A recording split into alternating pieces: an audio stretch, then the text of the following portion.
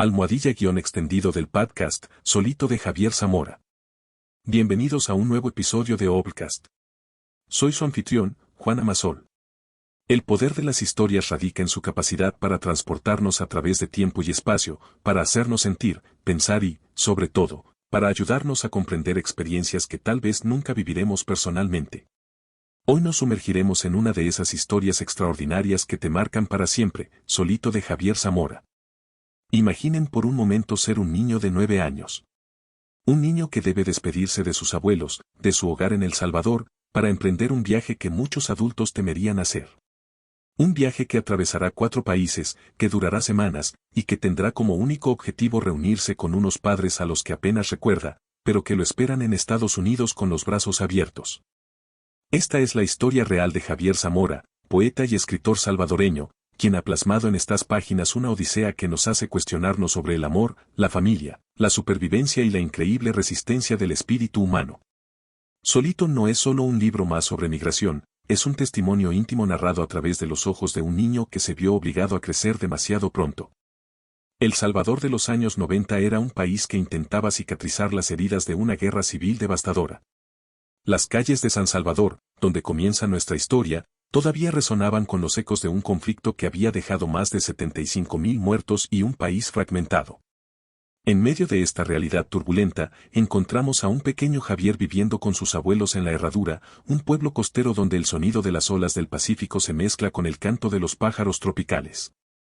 Sus padres habían partido años antes hacia Estados Unidos, siguiendo el mismo camino que miles de salvadoreños que buscaban escapar de la violencia y la pobreza. Su madre se fue primero, cuando Javier tenía solo 1 año. Su padre la siguió poco después. Ambos tomaron la dolorosa decisión de dejar a su hijo pequeño al cuidado de sus abuelos, con la promesa de reunirse algún día. La vida de Javier con sus abuelos estaba llena de amor, pero también de una ausencia constante que se manifestaba en pequeños detalles cotidianos, las llamadas telefónicas semanales, las fotografías enviadas por correo, los regalos que llegaban en Navidad.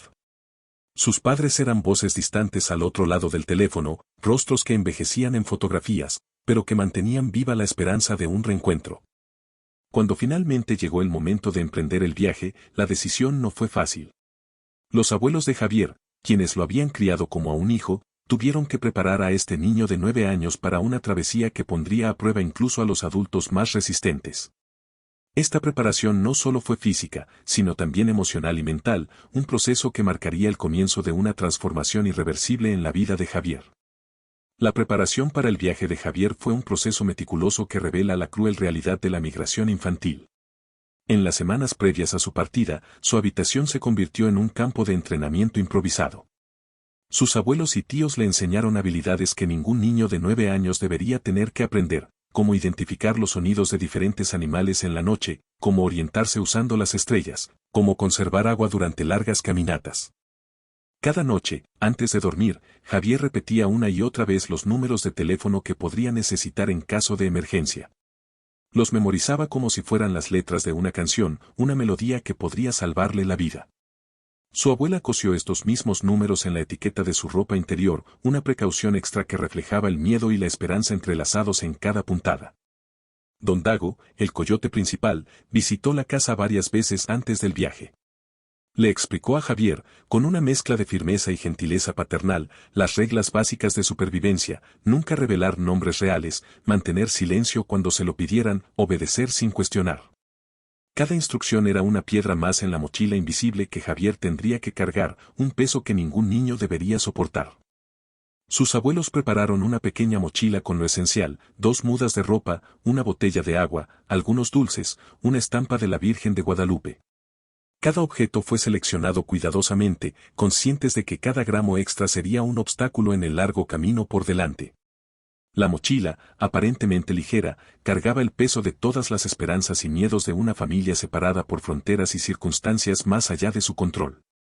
La figura de Don Dago emerge en las páginas de Solito como un personaje complejo, que desafía las caracterizaciones simplistas que solemos hacer de los coyotes. A través de los ojos de Javier, vemos a un hombre que balancea el pragmatismo brutal de su oficio con momentos inesperados de compasión humana. Durante las largas esperas en casas de seguridad, Don Dago se tomaba el tiempo para asegurarse de que Javier comiera, compartiendo historias que distraían al niño del miedo que lo consumía. La red de contactos y conexiones que facilitaban el viaje se extendía como una telaraña invisible a través de 4 países. Cada eslabón de esta cadena tenía su precio, desde los conductores que transportaban a los migrantes en camionetas hacinadas hasta los dueños de las casas de seguridad que ofrecían refugio temporal. Javier describe cómo los billetes pasaban de mano en mano, cómo las negociaciones se realizaban en susurros, cómo cada paso del viaje estaba marcado por una transacción económica que representaba los ahorros y sacrificios de familias enteras. En un momento particularmente revelador, Don Dago le explica a Javier por qué deben esperar varios días en una casa de seguridad. Los tiempos han cambiado, mijito. Antes era más fácil. Ahora hay que tener más cuidado, hay más ojos vigilando. Esta simple conversación captura la evolución constante de las rutas migratorias, la adaptación perpetua a nuevos obstáculos y peligros. La relación entre Javier y Don Dago se convierte en un microcosmos de la compleja economía de la migración indocumentada. Por un lado, existe la transacción comercial, el pago por un servicio peligroso e ilegal. Por otro, surge una inesperada responsabilidad moral, manifestada en pequeños gestos de protección hacia un niño vulnerable que ha sido confiado a su cuidado. El viaje a través de Guatemala y México se desarrolla como una serie de contrastes dramáticos en la narrativa de Zamora. Los momentos de terror absoluto se alternan con instantes de belleza inesperada. Javier describe cómo, durante una caminata nocturna por la selva guatemalteca, el miedo a las serpientes y otros peligros se mezclaba con el asombro ante el espectáculo de las luciérnagas que iluminaban su camino como pequeñas estrellas terrenales. Los días se convierten en un ciclo interminable de movimiento y espera. En las casas de seguridad mexicanas, Javier aprende el arte de la paciencia forzada. Las horas se estiran como chicle mientras esperan el momento adecuado para el siguiente tramo del viaje. Durante estas pausas, observa los patrones en las grietas de las paredes, cuenta y vuelve a contar las tejas del techo, memoriza las conversaciones susurradas de los adultos que lo rodean. El hambre se convierte en una compañera constante, pero también lo es la solidaridad inesperada. Javier recuerda con especial claridad a una mujer en Oaxaca que, al ver su rostro infantil entre el grupo de migrantes, le preparó un taco extra sin cobrarle. Estos pequeños actos de bondad brillan como faros en la memoria del autor, recordándonos que incluso en las circunstancias más difíciles, la humanidad encuentra formas de manifestarse. Los medios de transporte cambian constantemente, camionetas abarrotadas donde los cuerpos se apilan como sardinas, caminatas interminables bajo el sol abrasador, tramos en autobuses destartalados donde deben fingir ser locales. Cada cambio trae consigo nuevos peligros y desafíos. Javier describe con precisión dolorosa la sensación de entumecimiento en sus piernas después de horas acurrucado en espacios diminutos, el ardor en sus pies después de largas caminatas, el constante nudo en su estómago cada vez que pasan por un retén policial. Las noches en México se llenan de sonidos desconocidos que mantienen a Javier en un estado de alerta constante. El ladrido distante de los perros, el paso de vehículos en la carretera, las voces de extraños que podrían representar ayuda o peligro. Cada sonido se convierte en una prueba más de supervivencia, un recordatorio de que cada momento de este viaje podría ser el que lo separe definitivamente de su sueño de reunirse con sus padres. En medio de la incertidumbre del viaje, Zamora nos revela uno de los aspectos más profundamente humanos de la migración, la formación espontánea de lazos familiares entre extraños. Patricia y Carla, 2 mujeres que conoce durante el viaje, se convierten en sus protectoras improvisadas, creando un núcleo familiar temporal que surge de la necesidad compartida de supervivencia y consuelo. Patricia, una mujer guatemalteca con ojos amables y manos callosas por el trabajo, comienza a peinar el cabello de Javier cada mañana, un ritual que le recuerda a los gestos de cariño de su abuela. Este simple acto de cuidado se convierte en un ancla emocional para el pequeño Javier, un recordatorio de la normalidad en medio del caos. Por las noches, cuando el miedo amenaza con sobrepasarlo, Patricia le cuenta historias de su propia infancia, creando un puente entre el pasado seguro y el presente incierto. Carla, por su parte, asume el rol de hermana mayor. Con su risa fácil y su determinación inquebrantable, se asegura de que Javier siempre tenga una porción extra de comida, que su botella de agua esté llena, que sus cordones estén atados antes de las largas caminatas. En un momento particularmente conmovedor, cuando Javier se lastima el pie durante una caminata nocturna, Carla carga su mochila sin decir palabra, un gesto silencioso de solidaridad que habla más fuerte que cualquier promesa verbal. Esta familia improvisada desarrolla sus propios códigos y rituales. Comparten no solo los recursos limitados, comida, agua, mantas, sino también sus miedos y esperanzas. En las largas noches de espera, intercambian fragmentos de sus vidas anteriores. Javier habla de sus abuelos y del mar en la herradura, Patricia de sus hijos que la esperan, Carla de sus sueños de estudiar en Estados Unidos. Estos momentos de intimidad compartida crean un tejido de conexiones que, aunque temporales, dejarán marcas permanentes en sus memorias. El desierto de Sonora emerge en la narrativa de Zamora no solo como un escenario, sino como un personaje vivo, implacable y transformador. La primera visión que tiene Javier de esta vastedad árida queda grabada en su memoria como una fotografía, un mar infinito de arena y cactos bajo un cielo tan azul que parece irreal. El contraste con su El Salvador natal, verde y húmedo, no podría ser más dramático. Durante el día, el sol se convierte en un verdugo incansable. Javier describe cómo el calor parece tener peso propio, cómo se asienta sobre los hombros como una carga física. El aire vibra frente a sus ojos, distorsionando la realidad, creando espejismos que juegan con su mente exhausta. La sed se vuelve una obsesión constante, cada trago de agua tibia de su botella es un recordatorio de lo precioso que es este recurso en el desierto. Las noches traen un cambio dramático. El frío del desierto nocturno se filtra hasta los huesos, haciendo que los dientes de Javier castañeteen incontrolablemente. En la oscuridad, los sonidos adquieren una claridad sobrenatural. El susurro del viento entre los cactos, el movimiento de criaturas invisibles, el eco distante de coyotes, los animales, no los guías, aullando a la luna. Estos sonidos nocturnos tejen una sinfonía inquietante que mantiene al grupo en un estado de alerta constante. La desorientación se convierte en una amenaza tan real como la deshidratación. En el desierto, las distancias engañan, lo que parece estar a 1 hora de camino puede tomar 4 o 5. Javier aprende a guiarse por las estrellas, como le enseñó su abuelo, pero durante el día, cuando el sol convierte el horizonte en una línea difusa y temblorosa, cada paso requiere un acto de fe. Los cactos saguaros se convierten en puntos de referencia silenciosos, centinelas antiguos que han presenciado incontables historias como la suya. Javier los describe como figuras que parecen observarlo, algunos con brazos extendidos como en un gesto de bienvenida, otros como guardianes amenazantes. En su mente infantil, comienza a atribuirles personalidades, a verlos como testigos mudos de su travesía. La narrativa de Zamora nos sumerge en la complejidad del trauma infantil a través de momentos que revelan tanto la vulnerabilidad como la sorprendente capacidad de adaptación de un niño en circunstancias extremas. Durante el viaje, Javier desarrolla lo que él llama sus superpoderes, la habilidad de permanecer completamente inmóvil durante horas cuando es necesario esconderse, la capacidad de caminar kilómetros sin quejarse a pesar del dolor, el don de mantener la calma cuando el pánico amenaza con consumir a los adultos que lo rodean. En un pasaje particularmente revelador, Javier describe cómo convierte el miedo en un juego de imaginación. Cuando el grupo debe esconderse de las patrullas fronterizas, imagina que está jugando a las escondidas con sus amigos en El Salvador. Cuando el hambre se vuelve insoportable, se distrae inventando historias sobre las formas de las nubes en el cielo. Esta capacidad de transformar la realidad a través de la imaginación se convierte en su mecanismo de supervivencia más poderoso.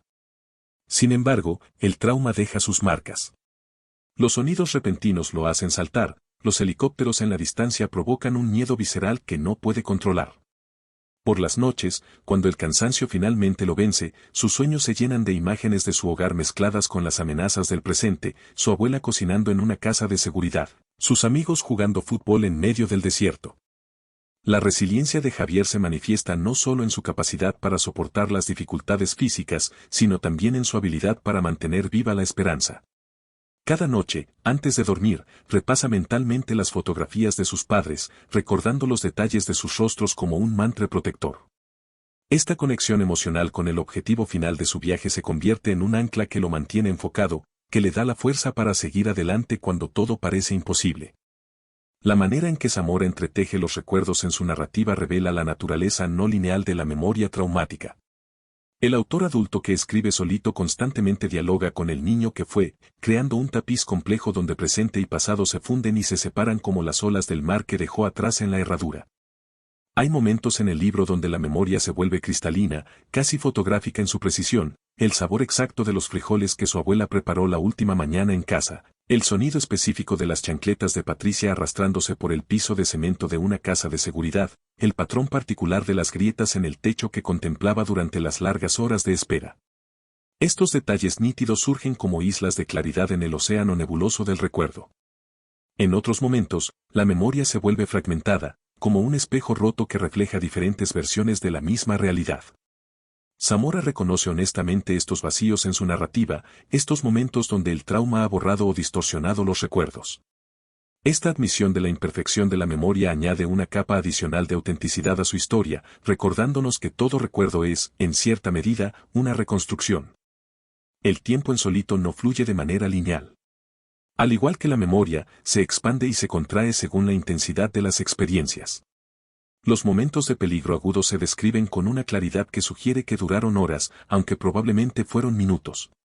Las largas esperas en las casas de seguridad se comprimen en párrafos breves, reflejando cómo la mente infantil procesa el aburrimiento y la ansiedad.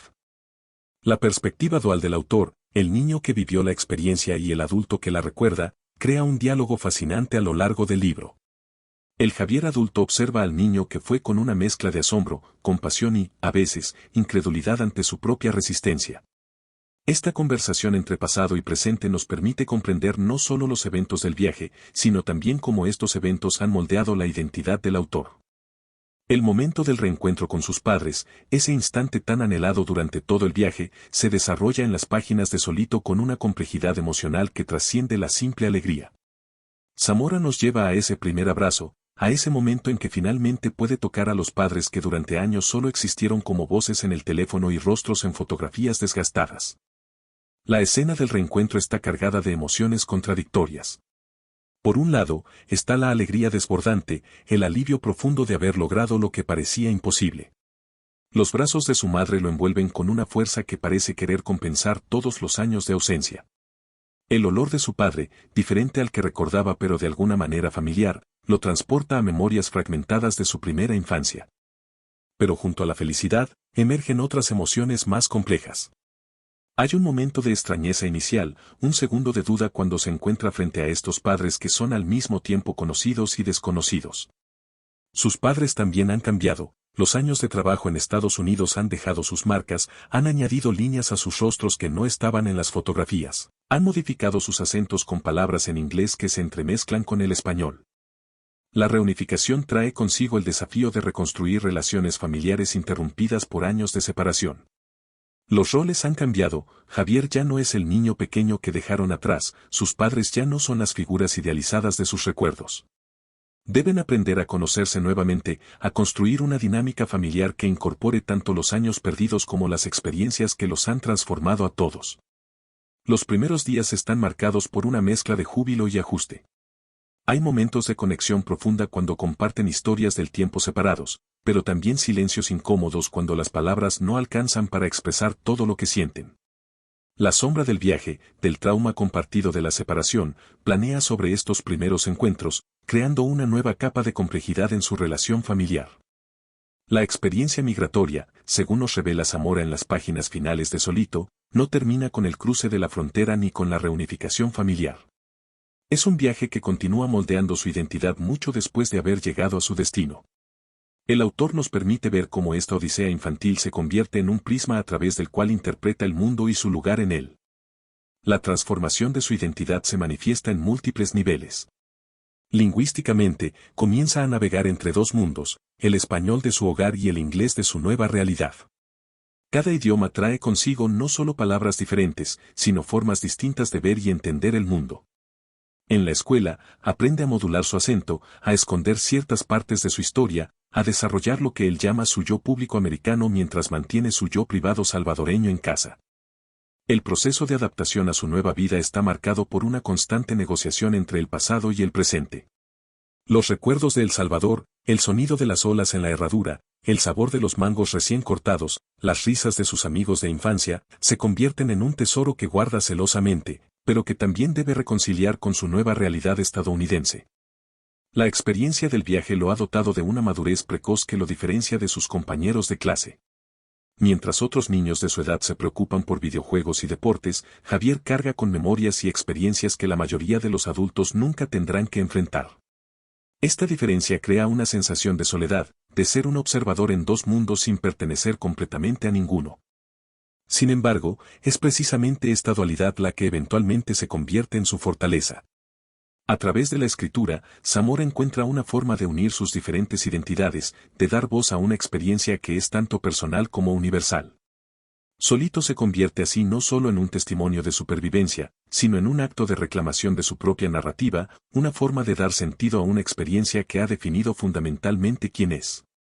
La historia de Javier Zamora en Solito es un testimonio conmovedor que trasciende las páginas del libro para convertirse en un espejo de nuestra propia humanidad. A través de su narrativa, somos testigos de cómo el amor puede impulsar las decisiones más difíciles, cómo la esperanza puede sostenernos en los momentos más oscuros, y cómo la resiliencia del espíritu humano puede manifestarse incluso en el más pequeño de los viajeros. Este libro nos recuerda que detrás de cada titular sobre migración, detrás de cada estadística y cada debate político, hay historias reales de personas que arriesgan todo en busca de un futuro mejor. La experiencia de Javier, narrada con una honestidad desgarradora y una claridad sorprendente, nos invita a reflexionar sobre el verdadero significado de la familia, el hogar y la supervivencia. Como siempre les recordamos en Obcast, lo que hemos compartido hoy es apenas un vistazo a la profundidad y riqueza de esta obra extraordinaria. Los invito calurosamente a sumergirse en las páginas de Solito y experimentar por ustedes mismos el poder transformador de esta historia. En la descripción del episodio encontrarán el enlace para conseguir su copia. El verdadero valor de un libro como este reside en cada página, en cada detalle, en cada momento de reflexión que nos provoca.